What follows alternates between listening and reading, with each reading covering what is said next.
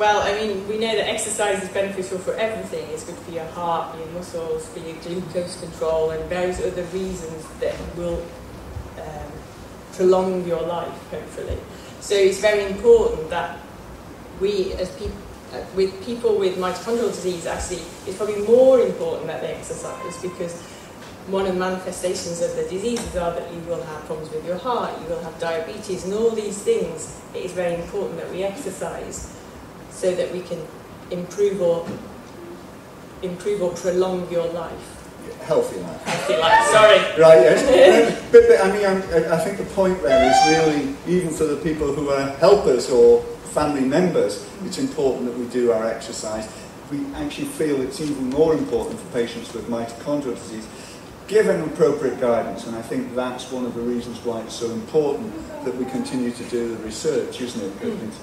Because there are also patients that we see in the clinic who can't tolerate exercise, and then we have to look at other ways of whether it is safe for them to exercise, and we can't say it is safe for everybody. So once again, it's individual advice for individual patients. The other thing is that I know from the people in the room that we're not just doing the exercise studies in Newcastle, are we? No. What we would say is about the exercise studies in Newcastle, even though we bring people to Newcastle to investigate them, all the exercise that is done by the people are actually done in their local gyms. So we provide funding for them to participate in exercise locally to them, and then we try and bring you up to Newcastle just for the major testing times. So hopefully the idea is that people choose to exercise in a place that's most convenient for you, because unless it's convenient, then you're not going to do it. And if you don't do it, then our research is flawed. Yes. Okay. And actually, the other thing I was thinking, so there's a link, isn't it, between us and the United States as well?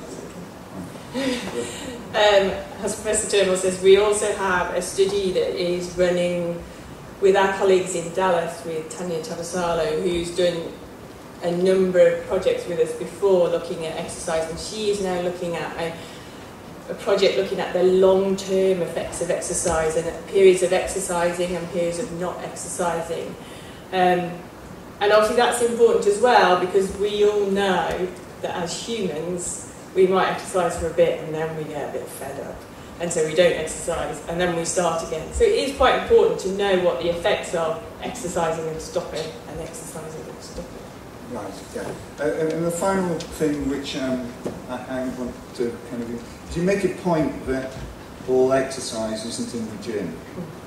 I mean, I think we both agree, wouldn't we, that most exercise is not in the gym, Thank the Lord. Yes, thank the Lord. So it's about increasing the amount of physical activity that you do. And I suppose you kind of use a kind of gym setting because we have to be able to quantify how much exercise you've done to see how much good it's doing. But the whole idea is subsequently that we can look at more creative and more enjoyable ways of doing exercise. Is that right? You've answered your own question. I know, right. Yeah, absolutely. I mean, it's very important that we increase activity. The reasons we do it in these very boring ways of cycling or on a treadmill or pushing a set amount of weights is purely for the research, because unless we know exactly what quantities people do, we can't say whether it's had an effect. But obviously, we can't quantify how much you do if you walk the... Well, we can in a way, because we can put activity monitors on people and see how many steps you do if you walk the dog or whatever. But everybody knows that varies dependent on the weather or whatever. And so it's just very important that we just increase everybody's activity within their own capacity. Okay. Right, so I've asked loads of questions, as ever. Does anybody have... I mean, Jane's going to be available at the break for people to go and talk to or ask advice about. Mm-hmm. Does anybody have any burning question they want to ask now? Excellent, James. Right then. We're going to Dallas on Saturday. Oh yes, Will it not be too hot to do any exercise at all? No, well, it'll be too hot to do anything outside. I mean, when I went it was August and it was really hot. Yeah. But if you do it the actual exercise lab and things is all fully air conditioned, as is the whole of Dallas. So, and actually, yes, you can talk to the gentleman sitting next to you has been to Dallas. So yes, it won't be too hot to exercise. The thing when you go to Dallas is all you can hear is the hum of the air conditioners, right? So it really is. It really is. And I think the other thing is that kind of stresses that if people aren't involved in studies and think, oh well, look, I'd quite like to get involved, that there are a lot of things that we can do. It's going to be a bit of a theme about things, but it's just one of the reasons why we changed the talks round, is so that if people aren't involved and think, ooh, well actually I wouldn't mind a trip to Dallas, or not quite so fantastic a trip to Newcastle. Yeah, I know.